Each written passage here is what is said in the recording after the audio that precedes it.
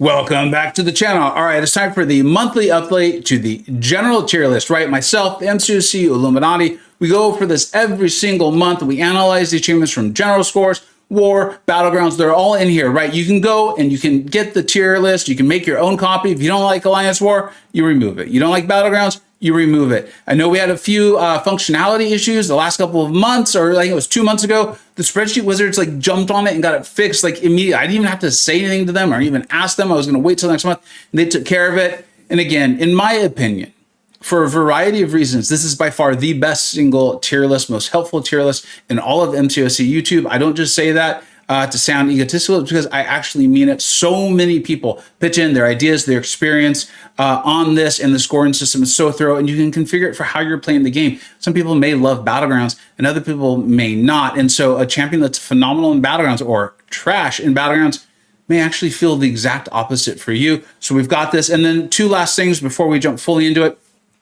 A screenshot size will be made by Misty K. I will put that on my Twitter, so make sure you follow me on Twitter so you can take a look at that. I know people like to have the screenshot size. And the last thing is we continue to pick up new viewers. It's great. I think there are new people playing the game, new people getting interested, new people getting invested. There is a whole emoji legend down in the corner. Make sure you actually read it. I always see people misunderstanding that. And the last thing is yes, sometimes champions are not going to be ranked. And I'm sorry, there might be ones you just pulled and you're really excited about.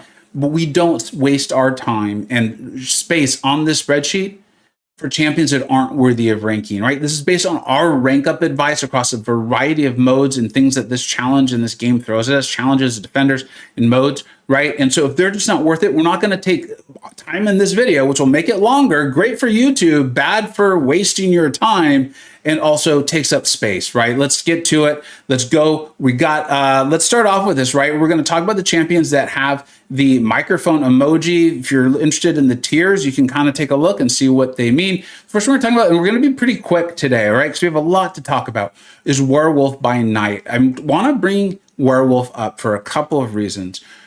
One, I want to be abundantly clear. You're not going to see Werewolf in the super hot tier. I think for an incredibly long time, I struggle to see why he would even move down there if unless it's a couple of years from now, it's just power creep and things like that.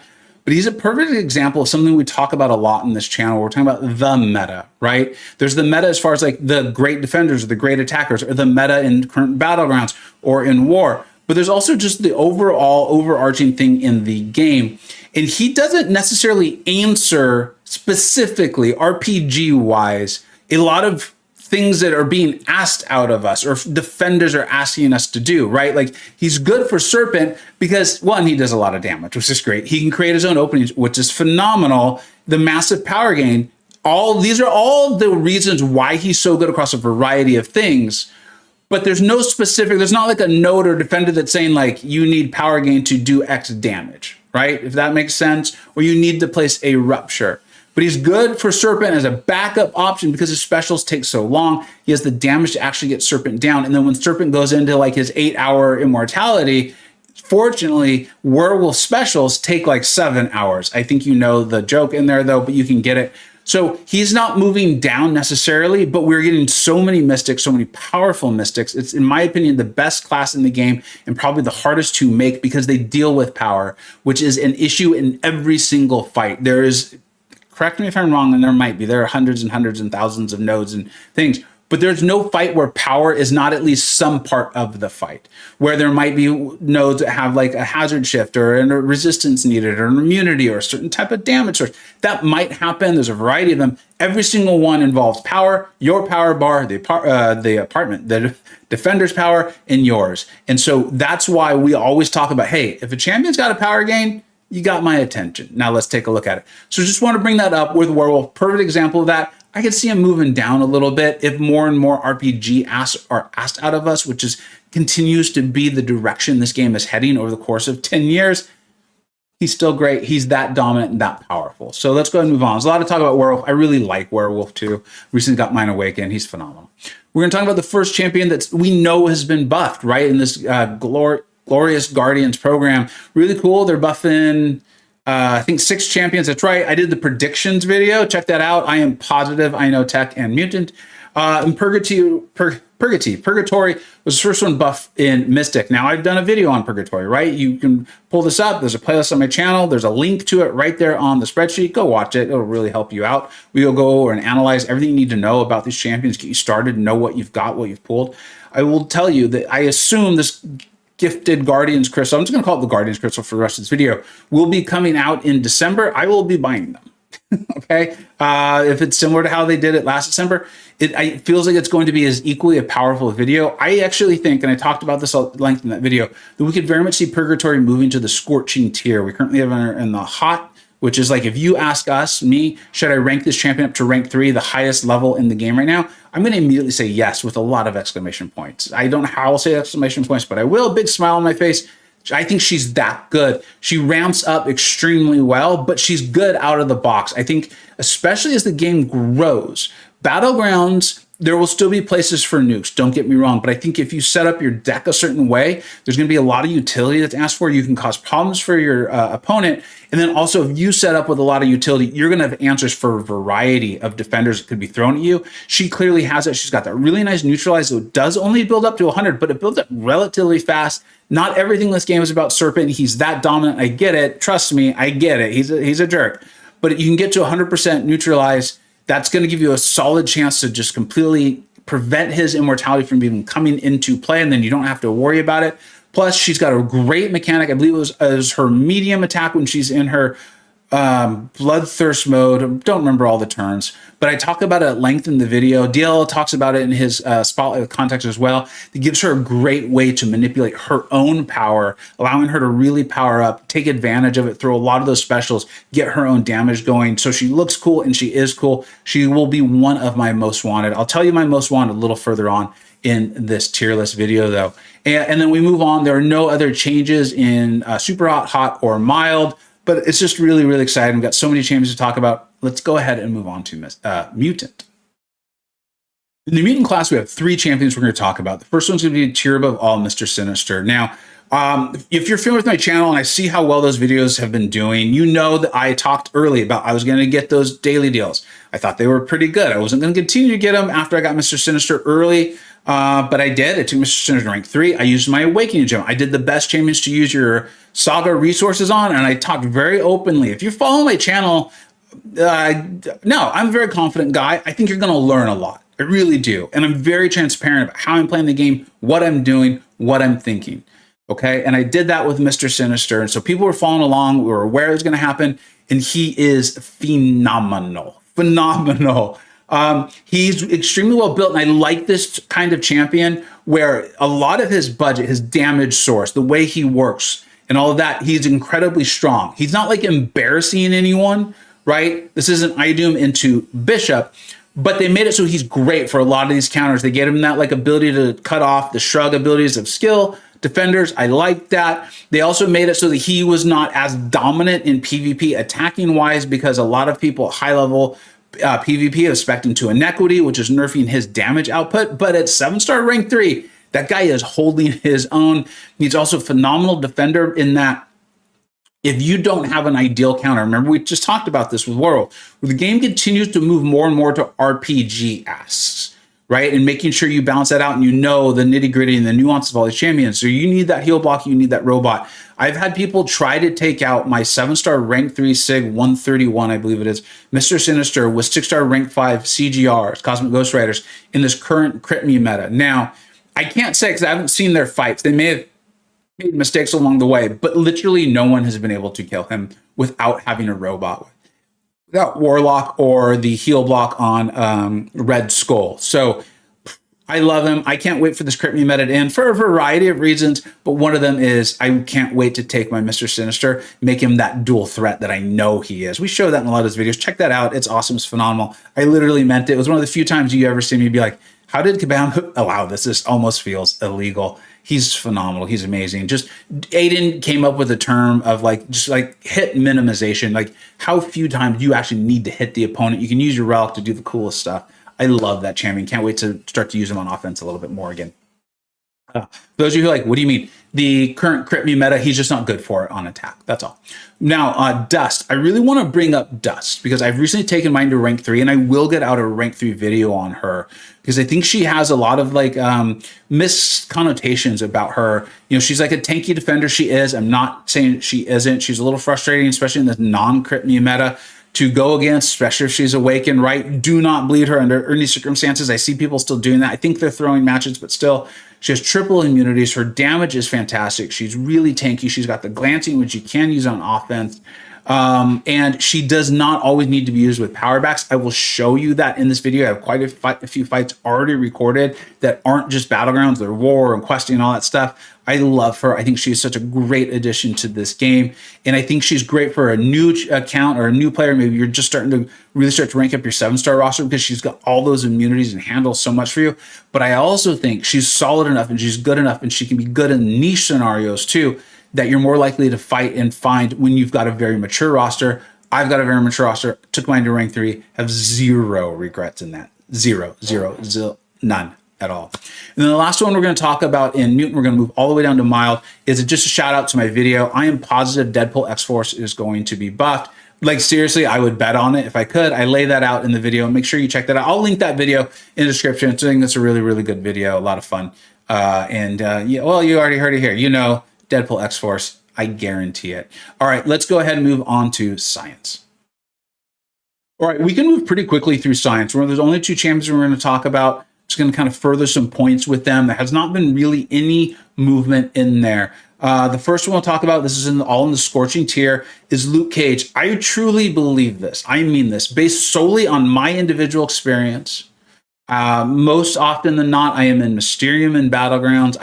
It's been a while now that I left Tier 1 War, but we've got a lot of high Tier 1, top 3, top 10 War players, War planners in here on the Illuminati. We also look at all stuff like OIC has been tagging me, showing me all the amazing stuff on Luke Cage. We call it the Book of Luke on my Discord server. Of course, Jaeger got us started on all of this. I am going to be getting out the video. I finally awakened my Luke Cage, and it opens up fights just like I thought it would. I will be getting that video out. Make sure you keep an eye on that. Probably about 2 days after this one goes live. I'm going to call it the Book of Luke. It's just been a fun thing we've developed on my server. He is so incredibly good.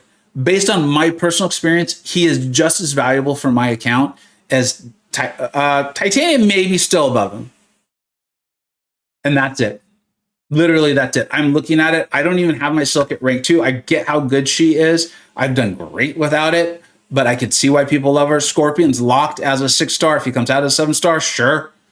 Hulk is phenomenal. You love him. I use him every day in AQ. He destroys Danny bosses for me in my battle group all the time. Photon's one of my favorite champions to play. I think she's a perfect champion for this game as far as being a defender and an attacker, having RPG counters. Luke is just as valuable as them.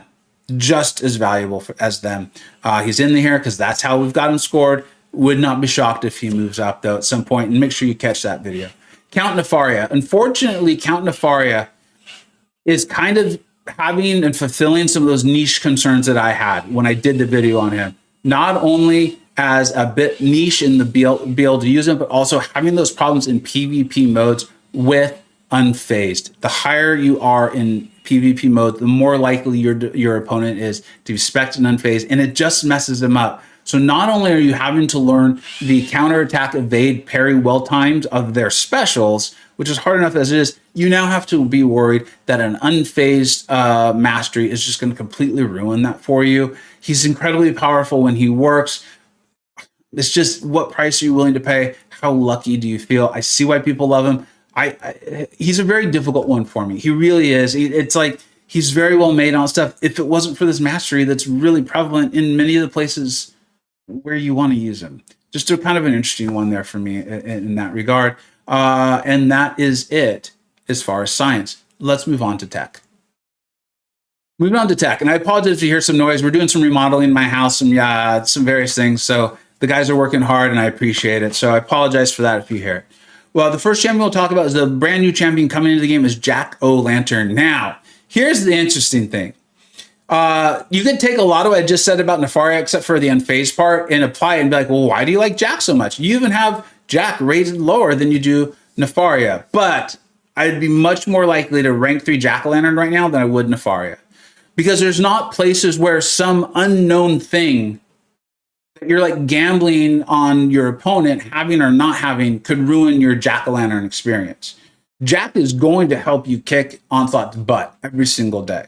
He just is. It's that cut and dry. And why I like him so much, like you always hear me harp on IDOOM, and I think that's abundantly clear that people understand. I think it's important. I think it's really important you get it, because you're like, well, you should love IDOOM. Is IDOOM embarrasses Bishop. You can like close your eyes and like just mash buttons maybe once in a while. You play with one hand, you'd be fine. But then he struggles in all these other places to use even what looks like powerful utility. Jack is not that. Jack is, I'm going to help you beat Onslaught. We're going to turn some stuff off. You've got reverse control immunities, right? You've got that like shutdown of opponent's ability actions block. It's very well tailored to Onslaught. But the thing is, Onslaught's so powerful that all of that versatility that Jack-o'-lantern has is going to help you in other spots of the game. And the game is so big now that those are in a variety of places that are going to feel valuable. Also, and this is the other thing, is Jack's damage, and we show this in the video, appears to be good enough that you could put him into your war. You can put him into your Battlegrounds deck. You can take him questing. You don't pay the price for it. You don't feel like, well, I have this one fight against Onslaught and I'm going to bring in Jack, but man, he's going to suck everywhere else. No, that's pretty clear. It's not going to happen.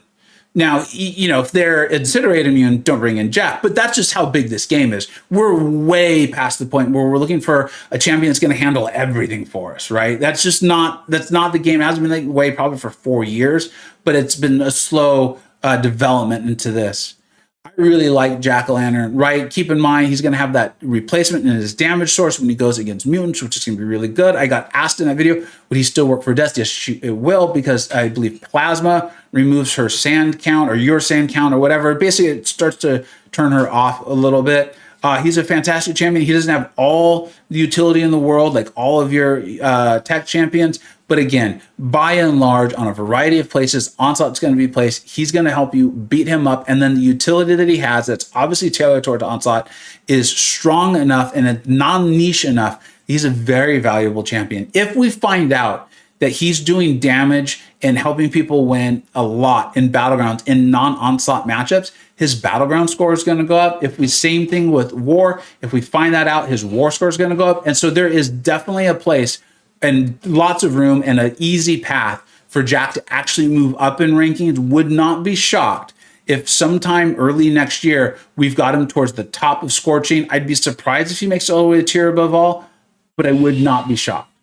Now, moving on, we've moved through super hot and we're into the hot tier. I just want to call out, I'm often aware of some of the things that may seem a little odd given the videos that we've seen and things like that on YouTube. I'm aware of Howard the Duck, right? Like I remember I was hosting it when Barrowman used Howard the Duck to be Andrew the Rough in VBC 6, he's the VBC champion now. And Howard the Duck was a large part of that really smart plays by Barrowman. I've seen all the high tier stuff that Howard the Duck can do. And essentially, because I know a lot of you are like, well, why isn't he in Scorching? Why isn't he in Turbo Ball? It's because I just don't think he should be there. I just genuinely don't. I think in Battlegrounds in certain scenarios, extremely smart players and high-skilled players have utilized him to fill a role in their deck and cause problems for their opponents.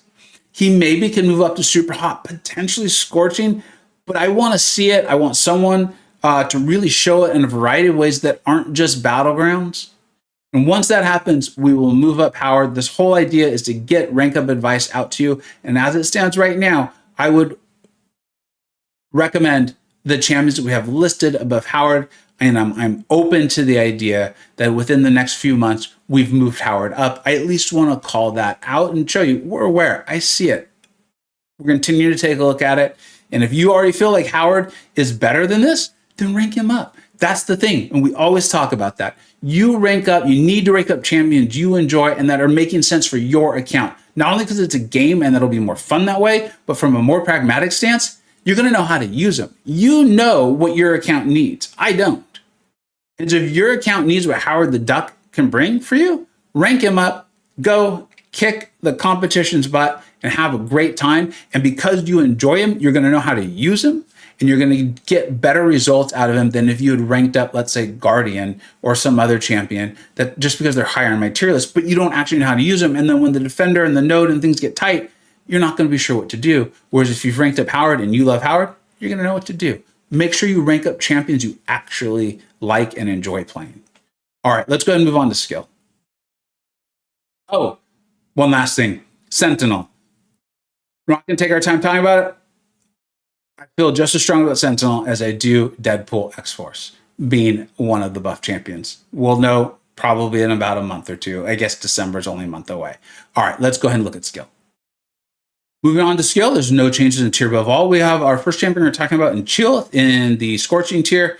I recently did the video on Chillth. I was aware that everyone was going to be getting the free version, the 7-star. Not everyone, but people with the high enough titles and things like that. And I think my baby account, I think, got a 6-star too. So a lot of people got Chillth. She is a phenomenal, fantastic champion. I did the Spicy Meter video on her, which is basically the video where I just analyze like everything you need to know about a champion, right? Get people started, place them on the tier. Let's talk about why they are there. The thing, she's very good in Battlegrounds, she's very good in War, and she's very good in questing. Rarely is she going to be a champion that is going to like be dominant, eye-popping, CGR sort of stuff. And I think that's why you don't see that much of her on YouTube, is because it's difficult to make a thumbnail and things like that showing how incredibly amazing she is. But she definitely is. Make sure you check that video. She has the cleanse mechanics. She's got great bleeds. There is a bit of a concept that you have to use her heavy to punish things, and it is helpful. I'm not going to tell you it's not, but one of the biggest points to get across in that video is that without doing that, you can still get phenomenal, fantastic results. And as you get more comfortable playing her, like we talked about, champions you enjoy, you're going to play better. You can do that more, and you're going to be really, really happy with the way it turns out. So if you got a Chillth there, have a great time. Make sure you rank her up. The other one I want to talk about is Atuma. And this is, again, kind of going similar to what I talked about with Howard the Duck, is I'm aware. I want you to know, I'm still asking questions, pointing things out. There might be things I missed or mistakes I've made, but I'm aware, and because it's almost bothered me a little bit how much Atuma has moved around this tier list over the course of the last 12 months. We've had him ranked higher, and we've actually had him ranked lower. He's an interesting, unique one, because if you talk about just true value to account, as a defender, I took mine to rank 3 not that long ago. He is so phenomenal for me in Battlegrounds. He's such a great defender because people almost have to take damage against him unless they have a very specific counter. In the crit me meta, there are like CGR and champions like that, but it's just the meta. This meta is wild and producing just results that otherwise would never happen. But even then, they're still taking a lot of damage. And because they're so concerned about not taking damage or getting the fight over before too much damage can happen to them, sometimes they mess up, and he just absolutely kills them, which means his damage is actually pretty good. And that's the thing that's happening. I'm starting to play him more offensively, starting to fool around with him, mess around, kind of learn his actual rotations, the SB1, the SB2, and that sort of thing. And I've been really surprised too. I'm not going to promise this is going to come out anytime soon because time is of the essence. I've got a lot to do, got a lot of videos to get out. But my goal is to, by the end of this year, get out at least a Spicy Meter video and maybe even a showcase on Atuma. I really like him, and I'm now putting some 6 stones into him, not only to help him defensively, but to even help him offensively. He even has the really nice True Strike off the SB1. There's a lot more to this champion than I think is on YouTube or that we're aware of. Because again, he's not flashy. There's nothing quick or massive like eye-popping Battlegrounds attacker or these like huge yellow numbers, but he's really, really good. And I'm glad I have him. And what I thought was just purely a defensive rank up, I've kind of learned is not. I just kind of need to learn how to play him a little bit better. As we move through, that is it for the skill class. Let's move on to our final class in Cosmic. All right, last class in Cosmic. No changes to tier above all. Really no reason to. No changes in Scorching. You know, I love playing Adam Warlock. If I could see reasons why people would potentially move him up too. Gallon as well. 6-star lock though. As soon as that guy comes out as a 7-star, I am almost certain he's going to pop right back up. Superior Iron Man, I've been really happy playing with. You can play him very simply, but if you play him more high skilled, you're going to get some truly eye-popping results. Get all his buffs going. Get the SB2 armor break. He's fun. He's great. I really enjoy him. But the one we're going to talk about today is the newly buffed champion in Medusa. She is actually my most wanted of what we know right now. Anyways, we know for sure Medusa and Purgatory, right? I'm pretty confident in the Mutant and Tech. Not so sure about the others. The buff for Medusa is like so darn good. They really did a fantastic job of keeping the kit intact while also updating it for today's game, right? I think it was Reedlos on my Discord server saying that the SB3 loop did get a little bit tight. They used Medusa for, I think, one of the CCP challenges in Labyrinth of Legends, but Overall, Musa was phenomenal for it. That's just, the 6-star. I'm very excited to get the 7-star. And one of the interesting things I'm finding is I think her defensive threat, I don't think we're quite aware of what that's going to be. I think we've gotten kind of away, at least I know I personally have, with champions that aren't having to like nullify or anything like that with my America Chavez. I have a feeling Medusa's defensive threat might be bringing that back a little bit. I'm a little bit worried about it, but I do like the evolving relationships in these games. She's been a defender in the bounty thing, and I don't think she's working properly in there for the amount of Furies. It feels like she should be auto blocking a little bit more than she is, but she is definitely my current most wanted pull from that. I think she's going to be good in Battlegrounds. I think she's good in War. I think she's great in questing. Such a fluid, awesome champion. The armor breaks, the bleeds, and get up her armor shatter. Just turn off robots. And they did a phenomenal job updating her for today's game. Really could not overstate this, how badly I want 7-star Medusa. Moving on to Scream. Scream's a particularly interesting one. She fits a lot of these categories where it's similar actually to Carnage. I'm just more certain about Carnage in that the damage is so bonkers. I really love Scream. I think she has that really fun gameplay mechanic of using the auto block there. The bleeds are really, I think, where you want to be able to go, but with her armor breaks, you do have the potential to get some nice damage numbers going too. And then, like I said, that whole armor break mechanic, the only reason she's not higher up, given how outstanding her damage is I want to see how this plays out in the actual game. Even if she stays exactly where she is, you can see this is a phenomenal tier. You're going to have a lot of fun with her if you like her. Check out, I did the video on her, and I know Allison Edits is really enjoying her. It's producing some amazing eye-popping damage numbers, really utilizing the auto block mechanic. It's like a bit of a hold heavy, get it going sort of mechanic. It is really, really cool. I pull it off in my video as well, but it's really Allison who's highlighting it, showing it, and pulling off phenomenal numbers with Scream. So I'm really looking forward to Scream coming in, that Titan Crystal as it turns over, seeing people pull her. She's someone I want to pull, and I would immediately rank 2 if I have the resources, play around with her a bit more, and then see if I can take her to rank 3. I think she's definitely have the damage capabilities to be worthy of putting in your Battlegrounds deck. It's just going to be about what role do you need and what do you want being fulfilled. And if you enjoy playing her and you take her to rank 3, then I'm pretty sure she's going to be in your Battlegrounds decks. And then we'll quickly talk about Carnage. I put out the video on that, and a lot of people enjoyed that as well. That was a spicy meter video, just kind of like going through, showing people what they could have. The damage capability, if you can bleed, is maybe the best in the game, especially if you have them synergized. But what I showed in that video is that you can get phenomenal results without a synergy and without Odin. Just Carnage. Make sure you have the Venom Relic. Now, is he worth 15,000 units? No, he's not, right? So much that's subjective anyways, but I can pretty objectively say no. But if you just really love Carnage, you want that champion. A lot of people love these characters from various like comic books, and probably not the movie with Carnage, but you get my point. Is the damage is there. He's someone, this is kind of what this tier is, that if you get them, you pull them, and you just really like them, yeah, take him to rank 3. You're going to have fun with him. He just lacks the utility, and I didn't find his armor break to really be helpful against a lot of the more meta tech defenders. So as a result, not that he was useless, because like think about Venom, right? The champion Venom and how great Venom is.